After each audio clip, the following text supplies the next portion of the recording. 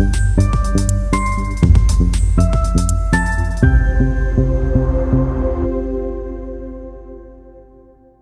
pagi, kita berjumpa di kontekstual Bible Reading.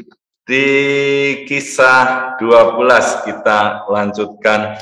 Kira-kira pada waktu itu Raja Herodes mulai bertindak dengan keras terhadap beberapa orang dari jemaat. Ia menyuruh membunuh Yakobus, saudara Yohanes, dengan pedang. Ketika ia melihat bahwa hal itu menyenangkan hati orang Yahudi, ia melanjutkan perbuatannya itu dan menyuruh menahan Petrus. Waktu itu hari raya roti tidak beragi. Setelah Petrus ditangkap, Herodes menyuruh memenjarakannya di bawah penjagaan 4 regu. Masing-masing terdiri dari 4 prajurit. Maksudnya ialah supaya sehabis Paskah ia menghadapkannya ke depan orang banyak. Demikianlah Petrus ditahan di dalam penjara, tetapi jemaat dengan tekun mendoakannya kepada Allah. Pada malam sebelum Herodes hendak menghadapkannya kepada orang banyak, Petrus tidur di antara 2 orang prajurit, terbelenggu dengan 2 rantai. Selain itu, prajurit-prajurit pengawal sedang berkawal di muka pintu. Tiba-tiba berdirilah seorang malaikat Tuhan dekat Petrus dan cahaya bersinar dalam ruang itu. Malaikat itu menepuk Petrus untuk membangunkannya, katanya, "Bangunlah segera." Maka gugurlah rantai itu dari tangan Petrus. Lalu kata malaikat itu kepadanya, "Ikatlah pinggangmu dan kenakanlah sepatumu." Dia pun berbuat demikian. Lalu malaikat itu berkata kepadanya, "Kenakanlah jubahmu dan ikutlah aku." Lalu ia mengikuti malaikat itu keluar dan ia tidak tahu bahwa apa yang dilakukan malaikat itu sungguh-sungguh terjadi. Sangkanya ia melihat suatu penglihatan. Setelah mereka melalui tempat kawal pertama dan tempat kawal kedua, sampailah mereka ke pintu gerbang besi yang menuju ke kota. Pintu itu terbuka dengan sendirinya bagi mereka. Sesudah tiba di luar, mereka berjalan sampai ke ujung jalan, dan tiba-tiba malaikat itu meninggalkan dia. Dan setelah sadar akan dirinya, Petrus berkata, "Sekarang tahulah aku benar-benar bahwa Tuhan telah menyuruh malaikatnya dan menyelamatkan aku dari tangan Herodes dan dari segala sesuatu yang diharapkan orang Yahudi." Dan setelah berpikir sebentar, pergilah ia ke rumah Maria, ibu Yohanes, yang disebut juga Markus. Di situ banyak orang berkumpul dan berdoa. Dan ketika ia mengetuk pintu gerbang, datanglah seorang hamba perempuan bernama Rode untuk mengetahui siapa yang mengetuk itu. Ia terus mengenal suara Petrus, tetapi karena girangnya ia tidak membuka pintu gerbang itu, dan segera masuk ke dalam untuk memberitahukan bahwa Petrus ada di depan pintu gerbang. Kata mereka kepada perempuan itu, "Engkau mengigau." Akan tetapi ia tetap mengatakan bahwa benar-benar demikian. Kata mereka, "Itu malaikatnya." Tetapi Petrus terus-menerus mengetuk, dan ketika mereka membuka pintu dan melihat dia, mereka tercengang dengannya. Tetapi Petrus memberi isyarat dengan tangannya supaya mereka diam. Lalu ia menceritakan bagaimana Tuhan menuntunnya keluar dari penjara. Katanya, "Beritahukanlah hal ini kepada Yakobus dan saudara-saudara kita." Lalu ia keluar dan pergi ke tempat lain. Pada keesokan harinya, gemparlah prajurit-prajurit itu.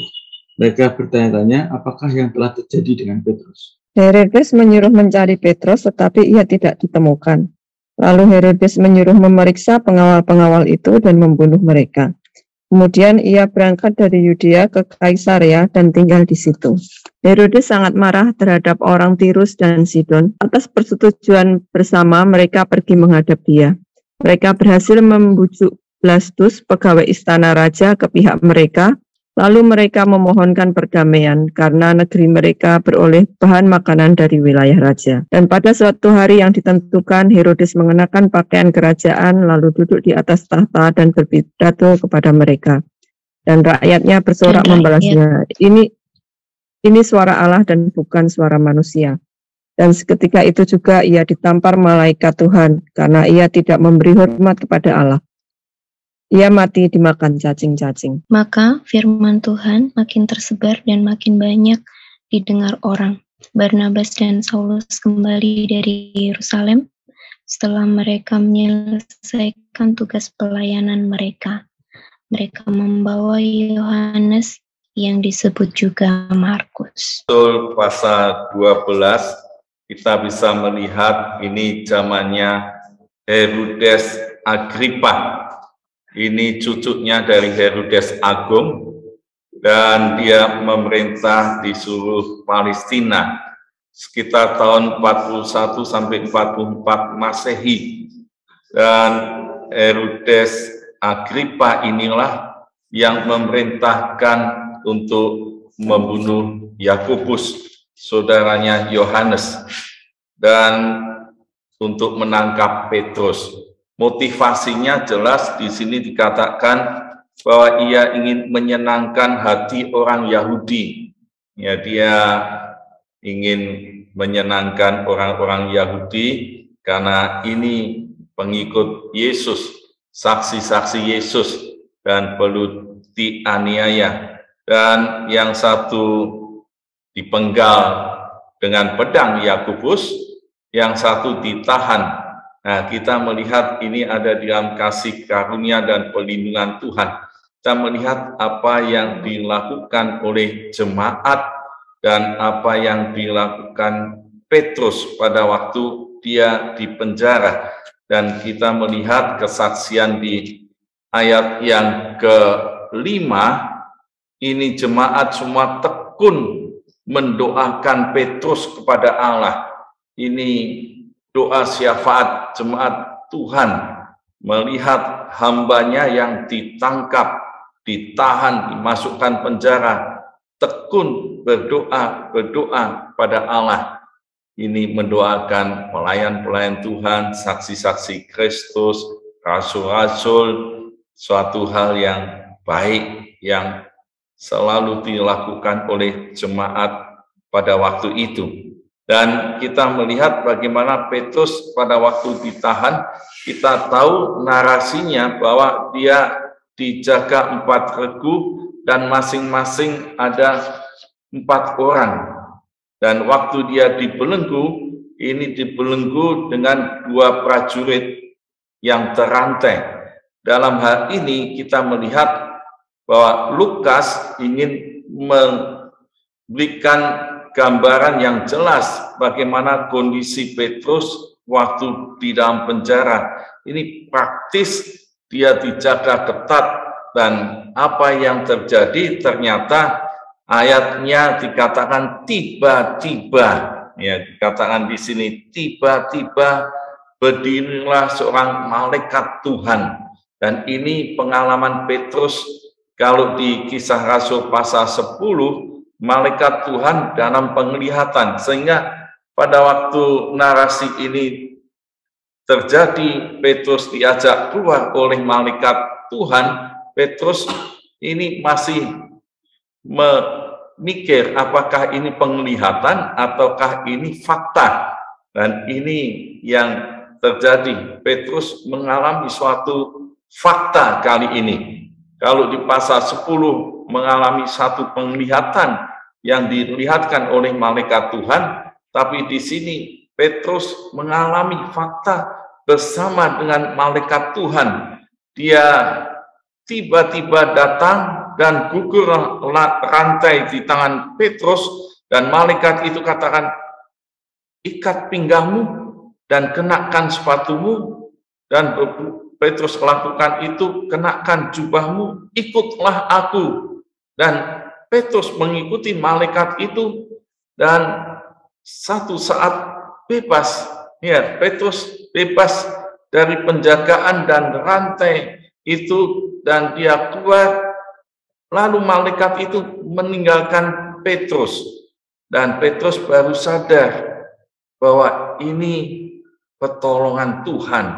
Dikatakan, sekarang taulah aku benar-benar bahwa Tuhan telah menyuruh malaikatnya dan menyelamatkan aku dari tangan Herodes. Jadi kalau melihat di sini jelas Tuhan memberikan pertolongan dan menolong Petrus, dan mujizat terjadi dan dia bebas.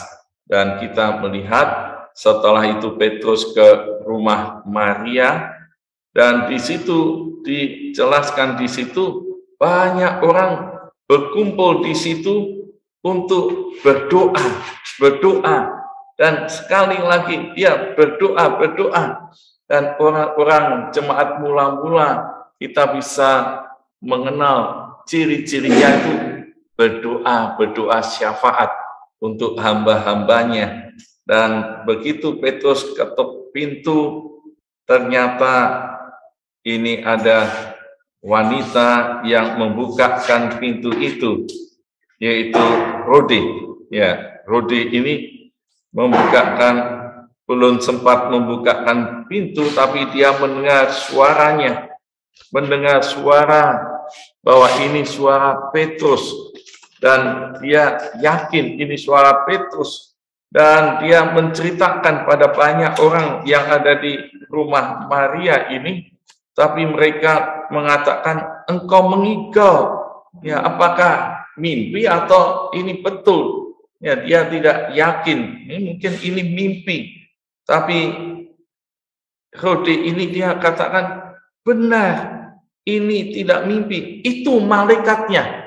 Dia bisa menunjukkan itu malaikatnya. Berarti dia melihat ada malaikat Tuhan, dan ini menunjukkan konfirmasi apa yang dilakukan malaikat Tuhan pada Petrus dan diperlihatkan pada Rode, menunjukkan ini benar-benar Allah melepaskan Petrus dari penjara, menyelamatkan dari tangan Herodes.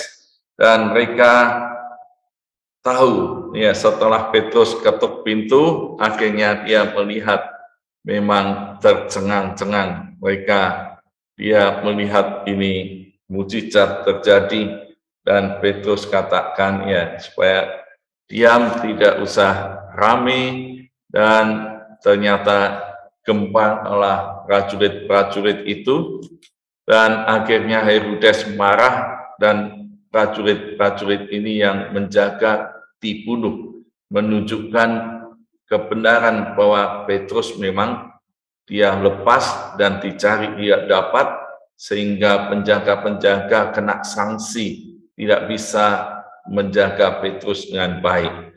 Dan narasi berikutnya diceritakan Herodes ini pada waktu mengenakan pakaian kerajaan duduk di atas tahta berpidato kepada banyak rakyat ini, dan ternyata suara rakyat bersorak-sorai katakan, ini suara Allah dan bukan suara manusia. Dan kita melihat seketika itu ditampar malaikat Tuhan Herodes ini karena ia tidak menghormati Allah. Dan ini menunjukkan kesombongan seorang raja yang hanya menyenangkan rakyat, sampai rakyatnya mengagungkan dia seperti mengagungkan Allah, bukan manusia. Dan Allah bertindak, dan malaikat Tuhan di sini menunjukkan ketegasan Allah menghukum orang-orang yang meninggikan diri. Dan seperti kata Tuhan Yesus, yang meninggikan akan direndahkan, tapi yang merendahkan akan ditinggikan. Dan ini terjadi orang-orang yang tidak menghormati Allah. Maka kita bisa melihat dalam narasi ini bahwa amanat teksnya ini tetap bahwa Allah menolong, melindungi, membebaskan hamba-hambanya yang dalam tantangan atau dalam aniaya. Yang kedua, kita bisa melihat bahwa orang-orang percaya ini patut terus-menerus berdoa syafaat untuk hamba-hambanya yang teraniaya. Dan Allah harus dihormati. Kita tidak boleh gila hormat dan menyombongkan diri. Maka kita bisa cek, saudara, di dalam aplikasi, apakah saya meyakini Allah selalu menolong di setiap keadaan bagi anak-anak Tuhan, hamba-hamba Tuhan, orang-orang percaya. Jadi apakah saya siap berdoa syafaat dengan tekun bagi pelayan-pelayan Kristus untuk orang lain, berdoa syafaat? Dan apakah saya selalu memuliakan Allah dan tidak menyombongkan diri? Hanya Yesus yang patut ditinggikan. Amin. Tuhan memberkati. Ya, saya mari merespon firman Tuhan, kita mengangkat pujian Ku Mau Cinta Yesus selamanya.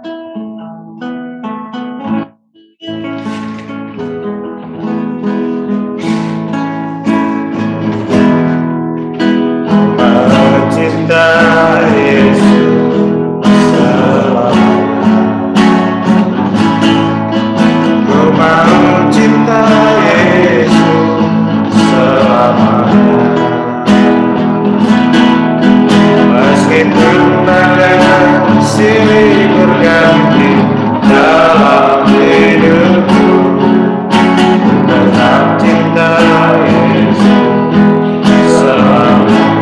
Mau cinta Yesus, mau cinta Yesus selamanya. Mau cinta Yesus selamanya.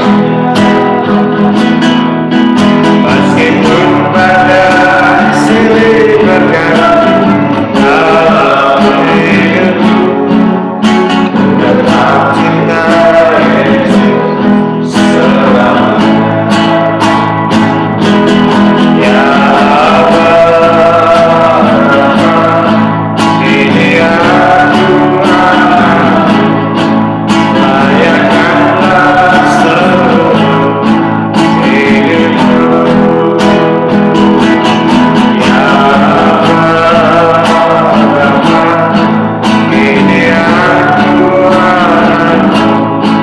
pakailah sesuai rencana. Mau cinta Yesus, mau cinta Yesus selamanya. Ku mau cinta Yesus selamanya.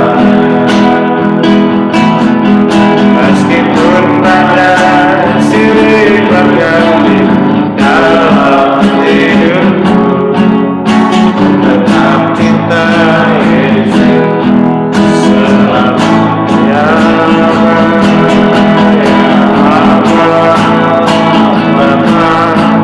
ini aku layakkanlah seluruh hidupku. Ya Allah, ini aku ambillah sesuai rencana. Ya Allah, ya Allah, ini aku layakkan seluruh hidupku. Ya Allah, ini aku pakailah sesuai rencana. Pakailah sesuai rencana. Pakailah sesuai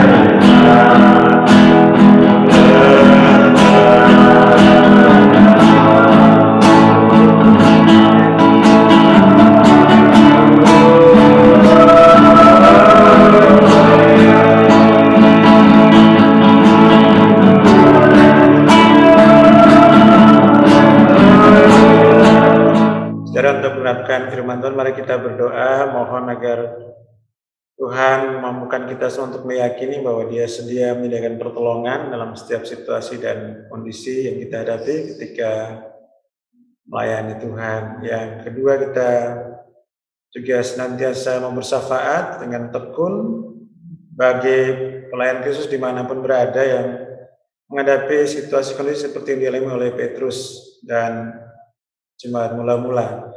Kita juga berdoa agar hidup kita selalu memuliakan Tuhan, tidak gila hormat, tidak menyombongkan diri dengan segala yang kita miliki, tapi biarlah Tuhan yang dipermuliakan senantiasa. Mari kita berdoa.